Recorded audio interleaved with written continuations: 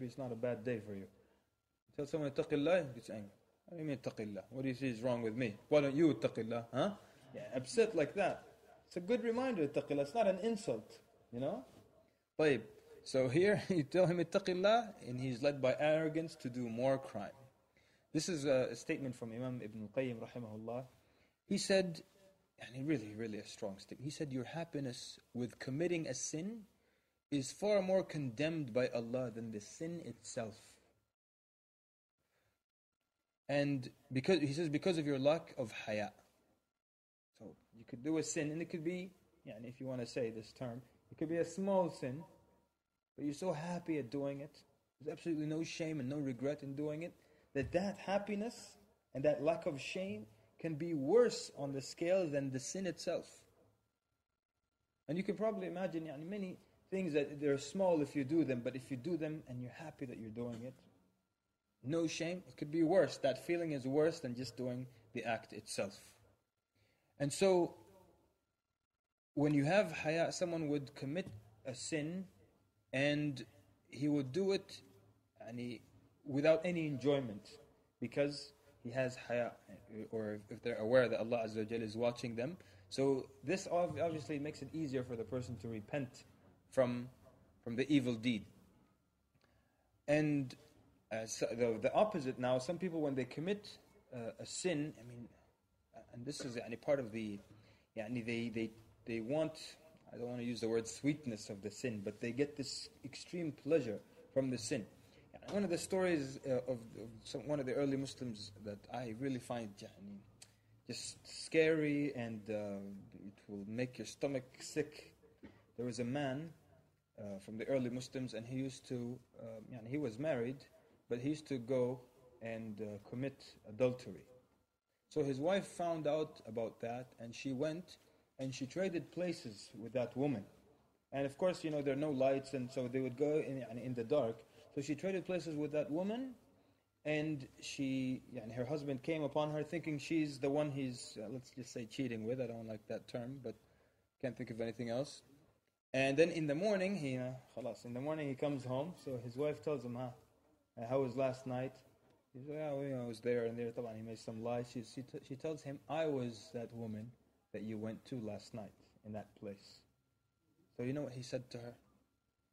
He said, أعوذ بالله ما أحلاك في الحرام وما أقبحك في الحلال. He said to her, how wonderful and sweet you are when it's haram, and how horrible you are when it's halal. أعوذ بالله. It was sweet for him. It's the same woman. It was sweet for him when he thought it was doing something haram. But when he found out it's halal, it's horrible. So this is the effect of the sin, when people get used to it and it has a certain sweetness and they enjoy it more, even than the halal. Even when they discover this was the same thing, they find that they enjoyed that more. That's one of the evil things. And also the sin, you can get used to it. As one sheikh was using an example, I'm just going to use his example. So let's say there's a brother who had a, mashallah, big bushy beard, come all the way down here. Assalamu alaikum is always, putting his fingers through the beard, having a nice day. So then what happens, stuff happens, and he removes all of it. So the sheikh was saying, when he comes to first he'll start going with a scarf around his chin. It's cold, even in the summer, because he doesn't want people to see now. The big beard is gone. So he comes with a scarf every time. And first he starts to pray at another masjid who didn't see him before with the big beard. After a while, the scarf comes off. And then he'll come back to his original masjid. And then after a while, he gets so used to it. So the sheikh was just trying to use it to illustrate how when you get used to the sin, there's nothing wrong with it. You just look at it, there's nothing wrong. And this can, apply to any other sin.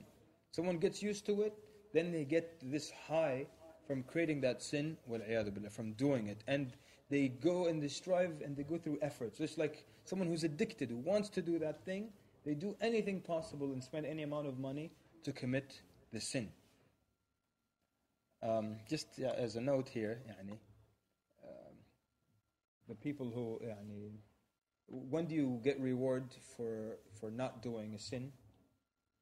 For example, someone wanted to go out and get drunk, for example. And then his car wouldn't start, so he couldn't go buy alcohol. Does he get reward for not doing a sin? Why not? Intention was to go, but he didn't go. So, now, because you do know that if you intend to do something bad and then you don't do it, you get a reward. But you said this guy doesn't get a reward. Why not? Yes, sir. Go ahead. Yeah, no, my grandmother. Yes, you. That just came out. I always say that to my students. Sorry. He was young. I just said it. Go ahead. I don't know how you spoke when I told him. Okay, but go ahead. Good. Okay, good. MashaAllah, Jazakallah khair, young man. Very good.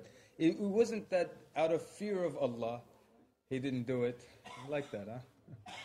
It's not that out of fear of Allah that he didn't do it.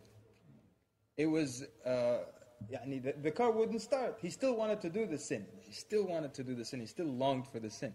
You get reward when you don't do it out of fear of Allah. If his car started and he thought about it, he said, Taqillah, and he turned it off, then he gets a reward. But also, like some scholars also say, caring and trying to hide the sin from the eyes of other people more than in front of not caring about Allah Azza wa Jal. They say that also could be more intense than the sin itself, because you're afraid people might see you, but you're not afraid that Allah subhanahu wa ta'ala can see you. And that's why one of the descriptions of the Day of Judgment, the Day of Judgment has many, many names, Yawm al-Qiyamah, many names in the Quran, many descriptions. One of them, Allah subhanahu wa ta'ala describes it in the Quran as يَوْمَ يَقُومُ الْأَشْهَادِ, the day when the witnesses will arise. So the scholars say it's given that name because there's so many witnesses for or against you on the Day of Judgment. And of course, first and foremost is Allah subhanahu wa ta'ala. Allah Azza wa Jal, who sees everything that you do, and He knows what you conceal, and He knows what you reveal. So Allah Azza wa Jal is the first and foremost of all the witnesses. He sees everything that you do. And like we said earlier, people, they try to hide their deed from cameras, from security guards, from policemen, from the eyes of other human beings, from parents. They lock doors, turn off lights, close windows. They don't think to hide it from Allah subhanahu wa ta'ala. So it's as if they make Allah the least important of the ones that can see Him. They make Allah the least important. So I care if this brother can see me, but I don't care that Allah can see me. You see, that's the horrible part of it. And like we said, the early Muslims and the righteous people are those, people of taqwa, are those that are constantly aware that Allah can see them. You may have heard one of the early Muslims, his name is Hatim al-Asam, rahimahullah, and he used to study with the sheikh, and the sheikh used to give him extra good treatment, unlike the other students. So they complained one day. They said, why do you treat him better than us? So he said, Hatim is not like the rest of you. And one day he wanted to illustrate that. And you know the story, he gives every one of them a chicken, right? And he tells them, go where no one can see you and slaughter the animal. So all of them go, and they come back, the animal slaughtered. But Hatim, when he comes back, it's still alive. And he's not faking it or anything, he's a sincere person. If he was faking it, his stories wouldn't have reached us now. So he tells him, why didn't you slaughter it? Why didn't you slaughter it? He said, you told me, go where no one can see you and slaughter the animal. And everywhere I went, Allah could see me. You see how he thinks? I mean, everyone else thought, okay, no one can see you, khalas, he goes in a little place, no human being can see them. He didn't say where no human can see, he just said where no one. But because he's thinking and always aware that Allah Azza wa Jal can see him, he immediately felt, okay, well, Allah can see me. Most people don't put Allah Azza wa Jal in the equation, they just think of other human beings. These are the people of taqwa. Constantly remember Allah Azza wa Jal is watching them. The Prophet ﷺ said that there will be people on the Day of Judgment whose flesh will fall off their faces out of shame when their sins are presented before Allah. And when their sins are being listed and presented in front of Allah, the flesh will fall out of their face out of shame from their sins. And these are people who, when they committed that sin, the last one they cared about was Allah subhanahu wa ta'ala. Ali radiallahu anhu said that on the Day of Judgment, an announcer will call us one by one. And they will call the person by his name and his parents' name. And the person will be frightened and ashamed. And so the person will not move and not be able to move. But the angels will know him because of the terror. So everyone is